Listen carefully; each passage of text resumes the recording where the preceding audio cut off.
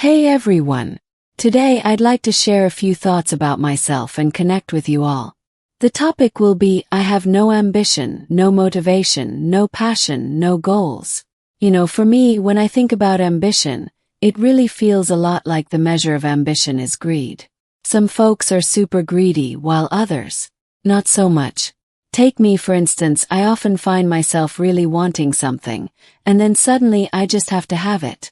It's like the fog lifts, and I get this rush of motivation. But here's the kicker. Once I achieve that goal, I immediately want more. That's what I call ambition. Now, if you're sitting there thinking I like things but not enough to do whatever it takes to get them, then maybe you're just a bit passionate, not fully on the ambition train. From wanting just a little bit, we often find ourselves wanting a whole lot more. Think about it, are you a bit greedy? I know I can be. I might not be greedy for one thing, but trust me, there's always something else that catches my eye. Maybe it's the latest gadget or a new outfit that just screams my name. Sometimes it's the simplest things like that decadent dessert I saw on Instagram that I just have to try. So I titled this little chat, I have no ambitions, but let me tell you, it's not quite that simple. Many people are obsessed with wealth, fame, and the validation of others. They chase after material possessions and social status and so on, thinking these will bring them happiness. I can say I'm not chasing after money, fame, or even love, but boy, do I crave delicious food. Just imagine lounging on my favorite couch, doing absolutely nothing. That sounds perfect. And honestly, that craving is enough to push me to do what I need to do to get there. So, in a way you could say I have no motivation. But maybe I just have a different kind. That's just a way of saying I have ambition in the most absolute sense, but honestly, in a relative sense, I really don't. It's all about perspective. The secret to having ambition. Well, it's all about enjoying what you do or wanting something specific. When you find something that excites you, it can ignite a fire of ambition within you. Whether you achieve your ambition or not. That's a whole different ballgame. It really depends on your skills and abilities. Wanting something and actually achieving it are two different matters altogether. I won't dive into that in this video right now. Let's break it down.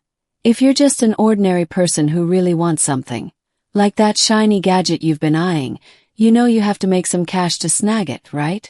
So how do you do that? You've got to earn money, obviously. That might mean getting a regular job or maybe even starting a little side gig. But here's the twist. It's not just about putting in a little effort and watching the money come in. No. You've got to work hard for weeks or even months. Then comes that magical moment when payday hits, and you hear that delightful ting-ting as the money shows up in your account. It's a quick rush of joy, but remember, you've put in all that effort to get it. So you take that hard-earned cash and buy the thing you love, but before you know it, that excitement fades. Suddenly you're eyeing even cooler stuff, and the cycle starts all over again. It's like being on a hamster wheel of wants. Round and round we go. Now let me share a little story about my sister. She's super smart, always hitting the books and burning the midnight oil. She got into the college of her dreams, and we were all so proud. But when it came time to change her major because of some unfortunate grades, she ended up in a field she didn't even want. Fast forward to her job hunt, she hopped from one company to another, working long hours until midnight just to snag a higher paycheck. Then she met this amazing guy, rich, loving, and totally capable. Sounds like a fairy tale, right? But here's the twist. She still wanted to work. Even though he assured her he'd take care of everything, she felt this pressure to have her own career, to not rely on him. And let me tell you, stress has been her constant companion since graduation. It's like she's got this internal struggle, wanting to prove herself while juggling everything. Because of her high self-esteem, she doesn't want to be a burden on her husband, or perhaps she doesn't feel secure, even though he assures her he can take care of her and their children. So, she goes ahead and takes out loans to buy multiple properties, not just one but 3 at the same time. And guess what? That only cranked up her stress levels. She's always worried about money and whether she can pay off that mountain of debt, even can't sleep at night. Sure, if everything goes well, she might just hit it big, but if she fails, I honestly can't bear to think about the outcome. But deep down, I think the cycle of wanting more never really ends. Who doesn't want to be richer, right? This is where I think greed can be a double-edged sword. It's fascinating to see why so many people are driven by ambition, because their desires run deep. But at what cost? Are you willing to pay that price? If you don't have ambition, hey, that's totally okay too. You're with me, right? You see, my sister's ambitions have grown bigger and bigger over time. Sometimes she hits her targets. Sometimes she misses. The interesting part is that regardless of whether she achieves her goals, it feels like she's in constant turmoil. If she doesn't reach her ambitions, she's down in the dumps. And when she does, it's a scramble to keep it all together, by working tirelessly to get what she wants.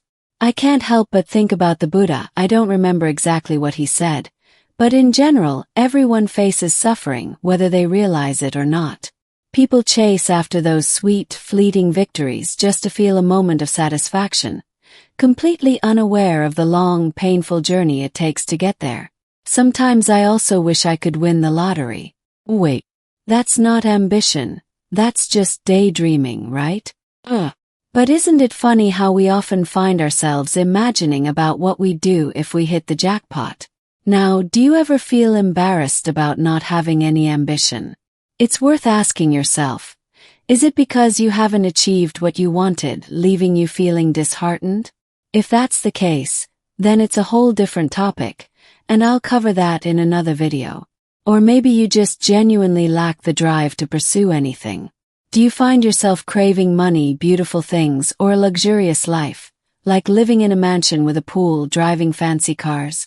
Or maybe you're just dreaming of living in a cozy little cabin in the woods, swimming in the river, and enjoying nature. You might wonder if you should feel guilty when people say, "Why don't you strive harder?" But are you really in the wrong? Not at all. While many people chase ambitions and work tirelessly, you might just be after a simpler, freer life. What's wrong with that? Who says you can't have ambition in your own way? Sometimes a quiet life is exactly what you're aiming for, right? I mean, think about it. Living simply doesn't mean you lack ambition. It just means your priorities are different. There's something beautiful about wanting to enjoy life without the pressure of constantly striving for more. Picture this. Waking up to the sound of birds chirping, brewing your coffee, and taking a moment to breathe in the fresh air. Isn't that a kind of ambition too? The ambition to find peace and joy in the little things. Accepting the differences between what others want and being true to yourself. Now that's the real win. You know, I've had moments when I compare myself to others, wondering if I should be chasing after those big dreams too. But then I remind myself that everyone's journey is different. It's okay if your path looks different from someone else's. Sometimes I think about the things that truly make me happy. It could be as simple as enjoying a sunny day at the park or curling up with a good book. Those moments remind me that life is about finding what brings you joy, not necessarily about ticking off achievements on a checklist. So what's the takeaway here? If you find yourself feeling lost in the world of ambition, don't fret. It's perfectly okay to take a step back and redefine what success looks like for you. Maybe success is having a fulfilling relationship, or maybe it's cultivating a garden that brings you peace. At the end of the day, life is too short to get caught up in someone else's idea of success. You don't have to follow the traditional route if it doesn't resonate with you. Embrace your own path, whatever that may be. If it means taking time to relax, explore your passions, or simply enjoy the present moment, then go for it. Remember, there's no one-size-fits-all when it comes to ambition. Your journey is uniquely yours, and that's something to celebrate. So, the next time someone asks why you aren't striving for more, smile and remind yourself that you're busy living life on your own terms. Don't you think? Consider that. Thanks so much for hanging out with me today. I hope you found some value in our chat about ambition and all those little desires we chase. I love hearing from you, so drop your thoughts in the comments below. Until next time, take care and keep embracing the journey, no matter where it leads you. See you soon.